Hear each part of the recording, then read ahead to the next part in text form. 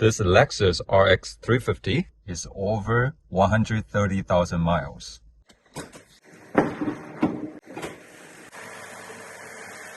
It's overdue for the drive belt or serpentine belt replacement. Toyota and Lexus recommend inspecting the serpentine belt every 60,000 miles and replacing it as needed, typically around 90 to 120,000 miles. So mine is overdue at 130,000 miles now. This belt does drive the water pump, so if it snaps, you are stranded. And that's a risk we don't want to take. Even if it's good, preventive maintenance is key. This is a simple item, but stick with OE quality. You can get it from Lexus, but ideally, you should get it from Toyota for a better price. Even better, the OE provider for this model is Bando. And a Bando belt like this runs about $14. It's well worth it for peace of mind. You can access the belt from the top, under the hood, or through the passenger side wheel well. And I'm going to show you from here because it's straightforward.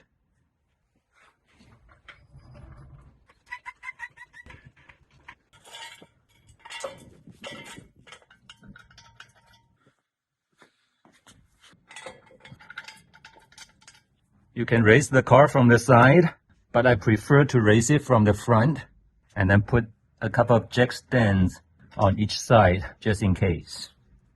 21 millimeter for the lock nuts.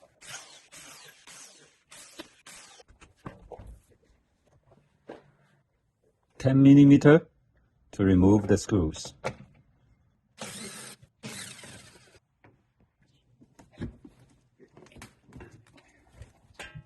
The clip in there. Now the cover is removed. You have access to the drive belt. Nothing is bulletproof. Even Lexus at 120,000 miles develop the oil leak. This is something I have to watch after. Before you proceed, take pictures of the belt and the routing. The tensioner is a 14 millimeter. So this is a very tight space and a regular socket may not fit. You need a very low profile. I'm going to show you the full picture of my tool, but this is part of a serpentine belt tool, tensioner tool that I have. Low profile with lots of leverage. 14 millimeter socket. It has a low profile. Fit the socket here. When you turn the wrench counterclockwise, you will release the tensioner. A Toyota tensioner is not particularly tight, and you should be able to push this wrench counterclockwise to loosen, to release the tension on the tensioner. One more tool you need is this 5 millimeter Allen.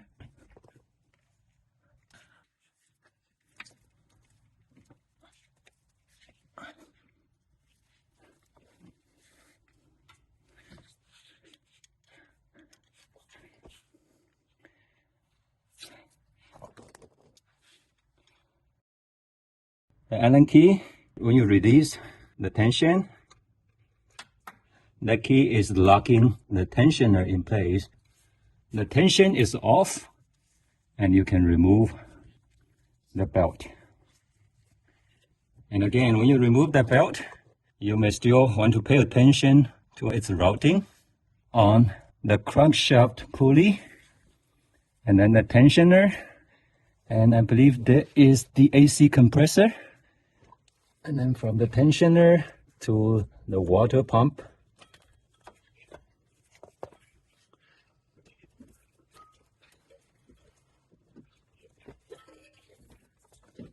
So now the belt is off.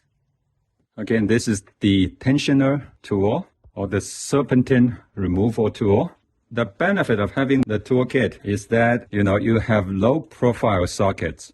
If you compare to this breaker bar with regular socket, you see the difference. In that tight space, this is too tall. You also have an extension here for the leverage. Just now I was able to simply just push this to release the tension because this actually gets in the way in a tight space.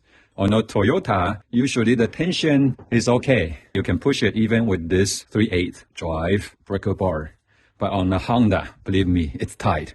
You definitely need the extension, the leverage like this. I will put a link in the description below to this tool. Now the belt is off. We can compare the old versus the new. The first is the size. As long as you get the correct part number, you should be good. The belt is a very simple item, but fitment is crucial. So you want to get the OE belt because they will meet the specification precisely. Also count the number of ribs, 1, 2, 3, 4, 5, 6.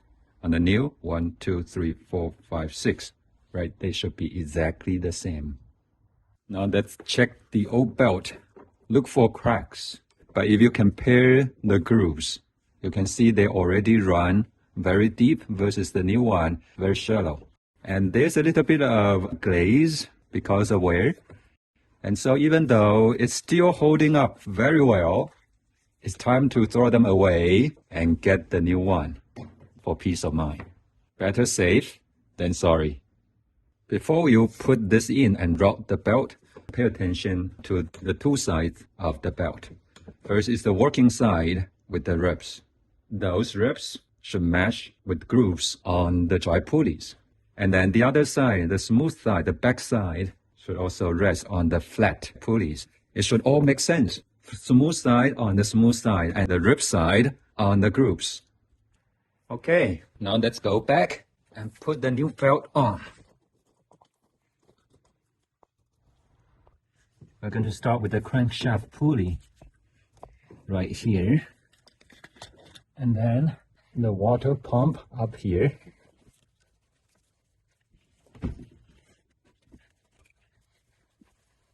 Here is the compressor. Now another angle from the top. Hopefully you can see. This is, once you route the other components, you can go to the top and put this on the alternator. This is the view from the top. I'm going to go through this tunnel to give you a better view. Hopefully another better angle that you can see. This is one flat pulley above the tensioner pulley, and then next to it is the alternator pulley, drive pulley with grooves. And then below this alternator is the compressor, the AC compressor. Below this flat pulley is the tensioner pulley. Now I believe everything else is already engaged. The crankshaft pulley, AC compressor, the alternator above, another pulley above this tensioner. So tensioner is the last one. You should try to engage because it's right here. And then it's on. And now it's time to double check. The tension is still released. There's no tension. And so these should be roughly engaged. And the size of the belt should be just right. Make sure that the working side should be on the drive pulleys with the grooves. The smooth side or the back side should be on these flat pulleys like the tensioner. Double check one more time before you release the tension. The routing is correct. Put this socket on. When I release the tension, remove the Allen key, the locking pin, basically.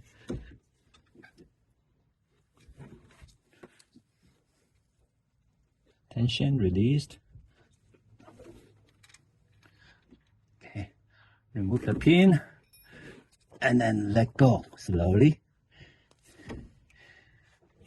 Okay, I think it's all good. And this is the pin, the Allen key, to lock the tension in place. And now, the moment of truth. I'm going to start the car and see how it goes.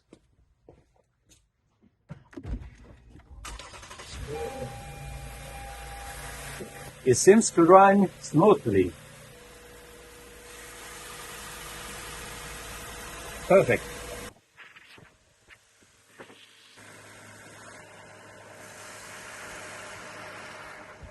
There's no squeaking noise. All sounds good and smooth. This replacement interval of 90 to 120,000 miles is a must for preventive maintenance.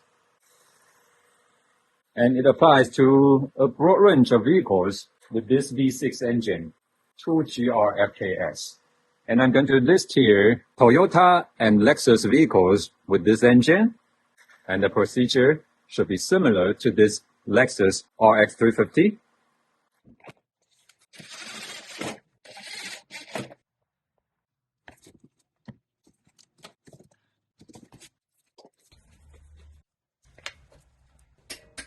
Just in case, we'll leave the old belt in the trunk for emergency. I hope the video was informative and gave you the confidence to do it yourself. If you found it helpful, give us a thumbs up and subscribe to Professor's Garage. If Professor can do it, you can do it too. Stay safe, stay dirty, and may the Lord bless you and your journey. See you next time. Peace.